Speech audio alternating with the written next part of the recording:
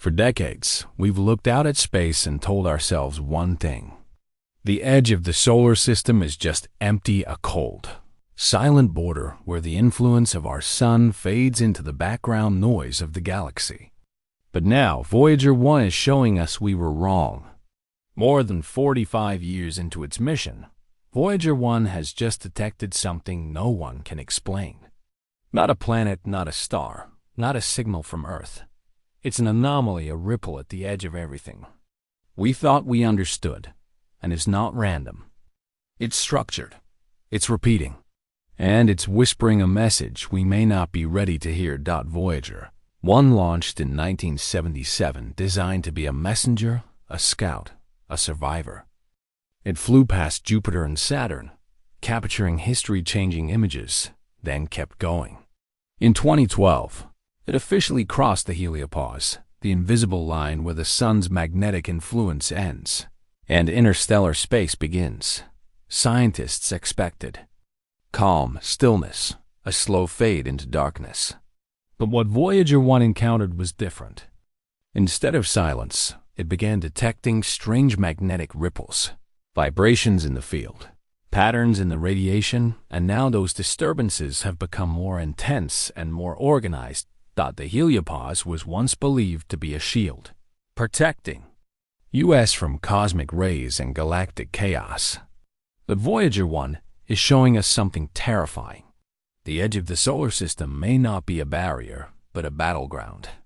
The spacecraft is now picking up fluctuations that shouldn't exist, repeating signals, shifts in energy patterns, even distortions in time-based telemetry, like echoes bouncing off something invisible. Some scientists now believe Voyager 1 isn't just listening. It may be being listened to, because this isn't noise. It's a pattern, and patterns don't form on their own. What if space isn't empty?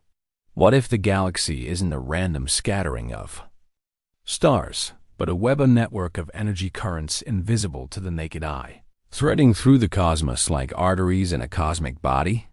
That's what some researchers now suggest, that Voyager 1 may have stumbled into an interstellar current, a force that connects solar systems, guides energy, and possibly even carries signals, not natural ones, but intentional ones.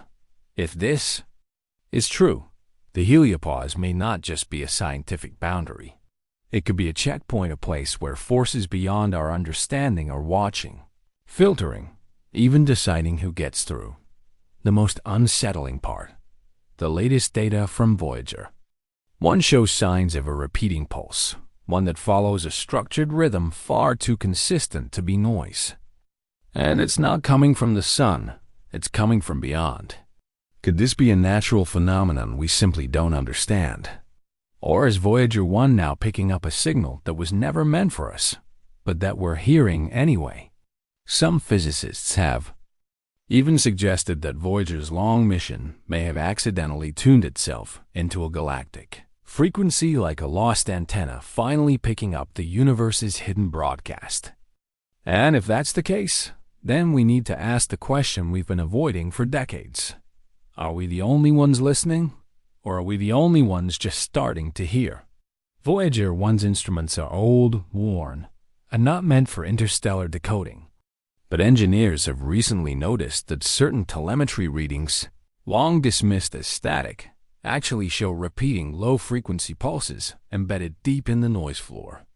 These pulses aren't constant. They flare up and vanish in precise intervals. And when scientists mapped them out across time, a pattern emerged. They align with Earth's position relative to the galactic center. In other words, they're tracking us or reacting to us. The question is, why now? Some astrophysicists, no longer satisfied with the limitations of conventional models, have begun entertaining a radical idea that the galaxy contains engineered regions, vast structures, or zones created by an ancient intelligence. This is known as the architect hypothesis. In this model, space isn't a wilderness. It's built, at least in part. Voyager 1's recent readings, its magnetic distortions, gravity anomalies, and pulse signatures match predictions made by theorists about how energy would behave near a controlled interstellar system. Could Voyager 1 be skimming the edge of an ancient mechanism still running after billions of years? If so, we may have just knocked on a door that was never meant to be opened. When Voyager 1 was launched, it carried a message, the golden record, a collection of sounds, languages, and music meant for any civilization that might one day find it. But what if that record isn't just a greeting? What if it's a beacon?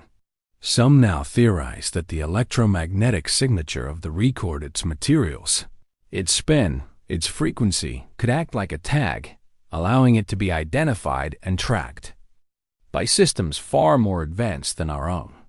If Voyager 1 has now entered one of those systems, the golden record may have activated something, not because we meant to, but because it was designed to respond to signs of intention.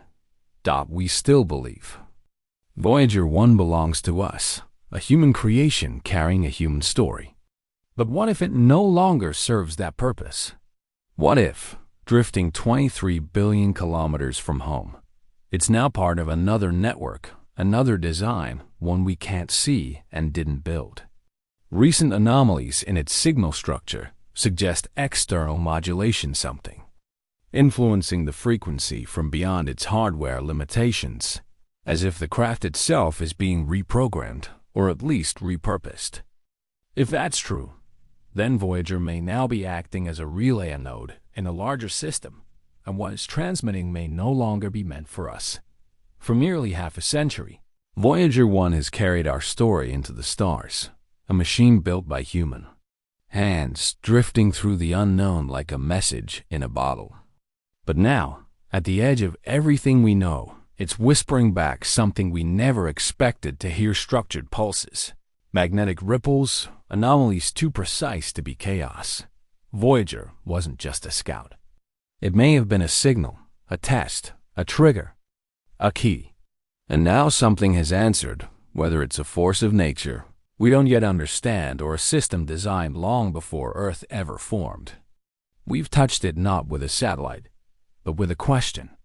And if Voyager 1 has entered a region of space built for listening, or worse, built for watching, then the greatest discovery of our time won't be what we've seen, but what's already seen us. Let us know what you think in the comments. Did Voyager stumble into something ancient or awaken it? Subscribe and turn on notifications, because if this is the end of Voyager's silence, it might be the beginning of the universe finally speaking back.